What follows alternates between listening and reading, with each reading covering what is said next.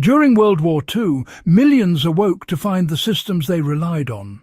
Power, fuel, supply chains, gone overnight.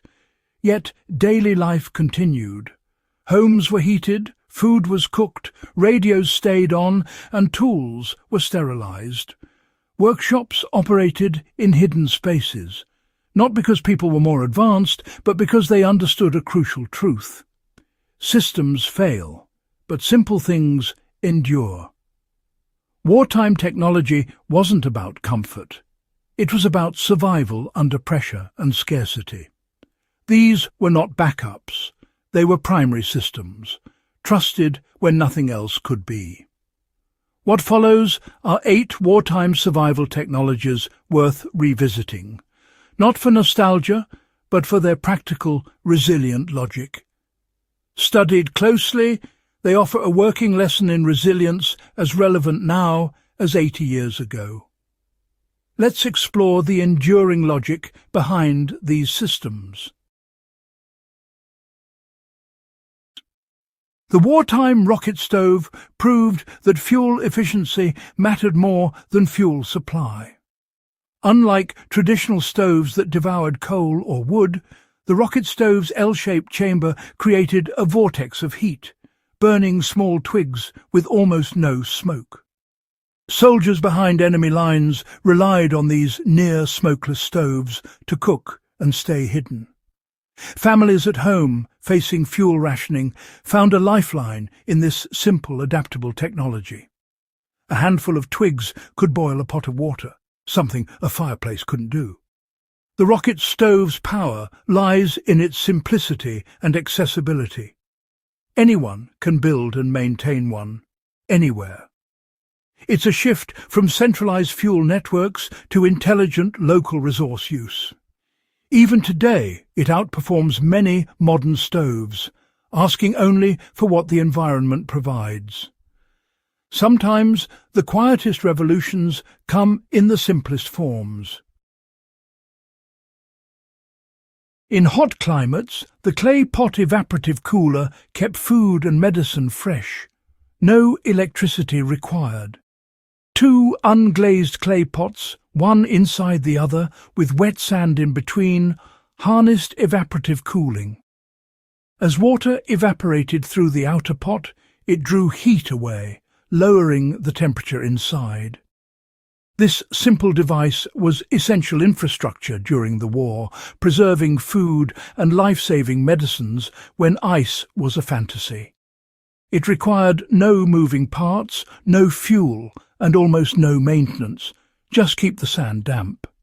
In the right climate, it could drop temperatures by 10 to 15 degrees Celsius. The WWII pot is a lesson in appropriate technology, local materials, natural principles, and critical results. The most effective solutions are often the simplest. Sometimes survival is as easy as 2 clay pots and wet sand. The kerosene pressure lantern was a portable power plant, a miniature sun in the field. Unlike simple wick lamps, it vaporized fuel under pressure, producing a brilliant, steady white light. These lanterns illuminated field hospitals, command posts and workshops, valued for their dependability.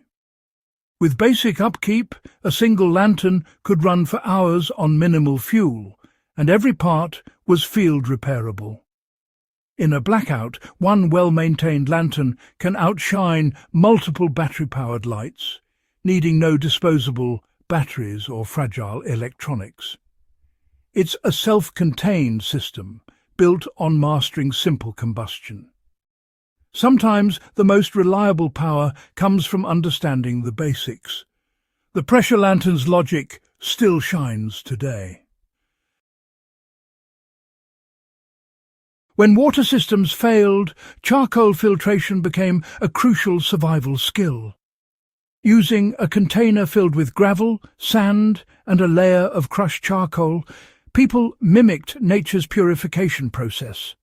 Gravel and sand trapped debris, charcoal absorbed chemicals and foul tastes.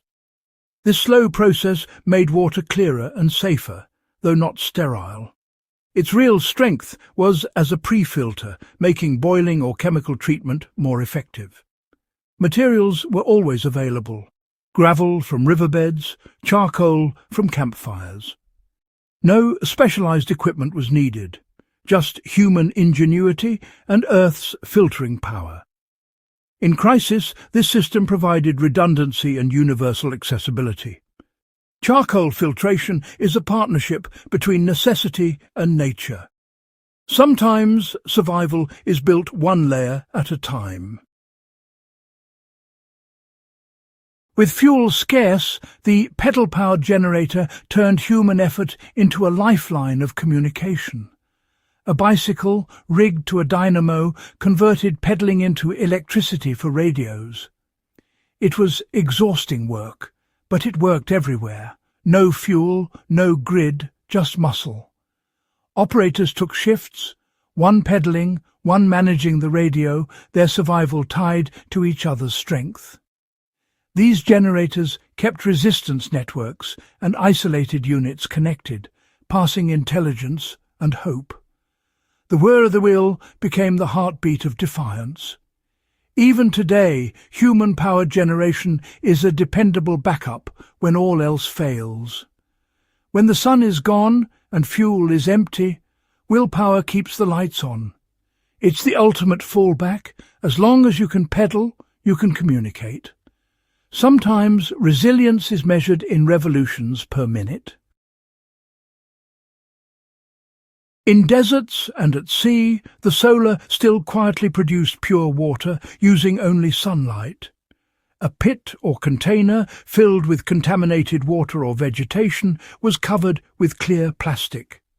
As the sun heated the setup, water evaporated, leaving contaminants behind. Condensed droplets ran down the plastic and dripped into a cup, pure, drinkable water. Output was small, but in survival, every drop counts. The solar still is silent, automatic, and needs only sunlight, no filters, no chemicals, no fuel. In the worst scenarios, it was the last reliable hope. Harnessing a simple natural cycle, it turned scarcity into survival. Sometimes the sun itself is your best tool. In wartime, a stockpile of grain meant nothing without a way to process it. The hand-crank mill turned raw grain into flour, independent of power grids or supply chains. These robust machines, often cast iron, lasted generations and gave families control over their food. Grinding flour was hard work, but it meant self-sufficiency, no need for commercial mills. The mill's sound was the sound of resilience. Food production continued, chaos outside or not. Mills could also crack grains for porridge or animal feed, and even grind charcoal for filters. Their versatility made them a cornerstone of survival. The hand mill symbolizes food sovereignty. As long as you can turn the handle, you can eat. No supply chain interruption could stop it. Sometimes survival is powered by your own hands. With fuel rationed, every degree of warmth mattered. The reflective heat panel amplified heat from stoves or fireplaces without extra fuel. A polished metal sheet behind the stove reflected infrared radiation back into the room, instead of letting it be absorbed by the wall. This simple adjustment made rooms feel warmer and increased the stove's effective heating area. For families huddled together, redirected warmth was a small but meaningful victory. No advanced tech needed, just clever physics and a bit of metal. The logic is timeless. Optimize what you have, eliminate waste. Sometimes resilience is found in small, intelligent adjustments. Warmth, like survival, is often a matter of smart redirection. These systems worked because they accepted reality. Failure and scarcity were expected, complexity was avoided.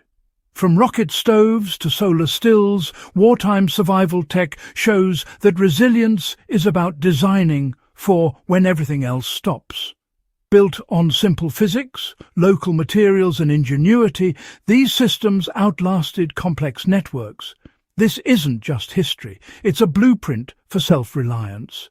It teaches us to anticipate disruption and value independence. The logic that kept radios on and food on the table is a logic we can't afford to forget. Strength is found in simplicity, security in capability. If you value serious survival knowledge, subscribe to Survival Logic, share this guide, and keep these lessons alive by putting them into practice.